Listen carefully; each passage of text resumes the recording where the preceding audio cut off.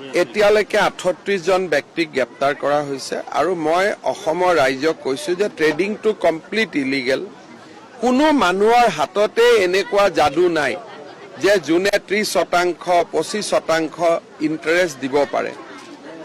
এপৰ জৰিয়তেও হৈ আছে, মেনুৱেলিও হৈ আছে আৰু এই দুইটা বস্তুতে ষড়যন্ত্ৰত নপৰিবলৈ অসমৰ মানুহক মই অনুৰোধ কৰিছো জমা টকা এনেকে কোনোবাই লৈ যাব এটো কেতিয়াও গ্ৰহণযোগ্য নহয় আৰু আপোনালোকে এপৰ মানুহবিলাকক দেখিছে ডুবাইত যোৱা কৰবাত কেনেকৈ তেওঁলোকে এটা লেভিছ লাইফষ্টাইল তেওঁলোকে মেইনটেইন কৰে। এই টকাবোৰ ক'ৰ পৰা মেইনটেইন কৰে? এই টকাবিলাকে লৈ যায় আৰু শেষত নোহোৱা হৈ যাব। গতিকে এইটোৰ ক্ষেত্ৰত ৰাইজে সাৱধান হোৱা উচিত। পুলিচে পুলিচৰ কাম কৰি গৈ থাকিব।